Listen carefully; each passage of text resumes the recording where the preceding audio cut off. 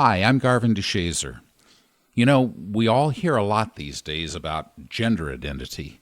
It's a highly politicized issue, but what often gets lost is the real human side of the story. There's a lot of pain there, sometimes as a cause and always as a consequence. But as this story shows, healing begins with truth and vulnerability.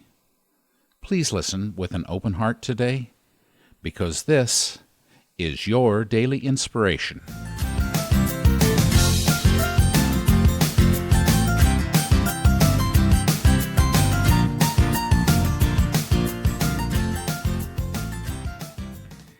As the young woman listened to her friend share a painful time in his life that left him shattered and hopeless, he turned to her and asked, "Have you ever felt that way?" Her gaze fell to the floor and her stomach sank. She had, but she'd paid a high price for speaking up before.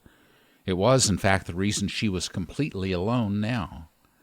If she told him the truth, would he abandon her too? Born in Boston, Anna was sensitive, introspective, and above all else, persistent. Her rare talent for piano was discovered when she was only 3, and soon she was receiving lessons from the masters. She practiced highly complex Chopin etudes for hours on end, refusing to quit until she met success. She composed her first symphony when she was 10, and by 12 she was performing in Carnegie Hall and Lincoln Center. But the pressure of all the expectations at such an early age was immense. By her early teens, she battled intense feelings of fear and anger. She began cutting herself, which quickly spiraled into a severe addiction. It seemed she navigated life in an impossible space. She had this rich inner world that she lived in, filled with creative ideas and passionate stirrings, yet she remained too afraid to let anyone in. Her one outlet was playing the piano. Music was the one place I could express sadness without being told, "Just think positive," she says. To express passion without being told I was overly sensitive, and to love without being ignored. Although she found joy in playing privately, publicly all she felt was an ever-increasing pressure to perfection. In fact, it seemed the more praise Anna received, the more anxious she became. Then one night, when Anna Larson was 13 years old and performing at Carnegie Hall, a plank in her sanity broke. "I don't recall every detail of the day," she says, "but I remember exactly what I thought before I performed. If I mess this up, I'll just kill myself. It was my first suicidal thought." While others looked at Anna and saw all this potential, she looked in the mirror and saw, in her words, a waste of space. By the time she was 15, Anna felt nothing but disgust about herself and about her body. She wanted to run from her body, to change who she was. She decided to transition from female to male, injecting testosterone to align her outward appearance with a new male identity. Soon she bought chest binders, cut her hair, and changed her name from Anna to Jess. But even such a radical change in her identity brought no relief. It was, in fact, a bitter disappointment. She often holed up in her room, combating panic attacks and feelings of body loathing until she collapsed in exhaustion. After 2 years, she stopped the hormones and resumed life as a woman, but retained the name Jess. "The time that I identified as a trans guy was not a fluke," she says.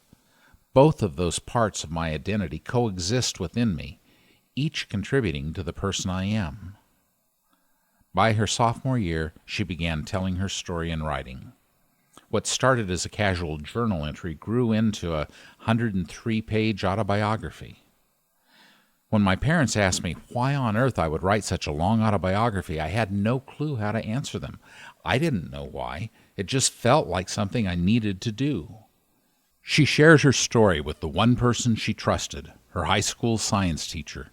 He told her he would read her story over the summer break. All summer, Jess awaited a response, but one never came. When she asked him about it, he avoided her. It was the first time I had truly opened up to someone, and when he failed to respond, the message I got was, "I don't matter," she says. Devastated, she left her teacher an emotionally charged voicemail. "Am I hurt by what you did? Yes. But even if you try, you will never be able to hurt me again." Jess was suspended from school and sent for psychiatric evaluations. "I felt like a freak show," she said. "The adults in charge of the situation told me that sharing my autobiography had broken a boundary. And yet, the boundary within me was exactly what I was trying to break." Shamed by the experience, but determined to be heard, she tried once more, sharing her memoir with a counselor. Frightened by her intensity, he too backed away. "I resolved right then and there," she says, "that I would never open up to anyone again." By now, Jess had reached a breaking point. She began planning her suicide. She wrote a detailed note, she gathered the means, and prepared herself to die. But then she pulled back. "In the end, what kept me alive was not courage or hope," she says. "It was simply the fact that I was too scared of the permanence of death." Mired in despair, yet determined to live, she made a difficult decision. She checked herself into the psychiatric unit of Boston Children's Hospital. It was there that she began to form friendships with other young people in the unit. "We were the furthest thing from the lost causes the world made us out to be," she says. "We were inquisitive and talented and brilliant and kind, even if we didn't know it yet." One day, a friend shared with her a painful time in his life. He turned to her and asked, "Have you ever felt that way?" She tensed. If she told him the truth now, would he abandon her too? She decided to take one more chance. "As I told my story, my stomach was tied in knots," she says. "Yet when I finished, it was as if the knots had released and I was suddenly free. I then realized that confronting my past demons was the key to banishing them, that by telling my story, no matter how difficult it was, I could set myself free." From then on, Jess began to share more deeply with those around her. She spoke to a new teacher who eagerly read her entire memoir and was not afraid. She learned, finally, that she did matter to those who were able to hear her truth, and that it was the only way she could ever be free. So, how did Jess Larson overcome the pressure for perfection, a crippling self-loathing, and near suicide? She allowed herself to be vulnerable.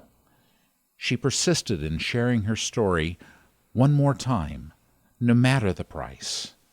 And she discovered that truth was really the only thing that could set her free. Let me ask, what secrets are you holding in that need to come out? Can you carefully seek out someone who has the capacity to hear your truth without judging you? Are you willing to take that step if it means you can finally be free? Can you affirm, "I am important, I do matter," and share your story today? Thanks for listening. May your day be filled with love, laughter, and joy. Bye for now.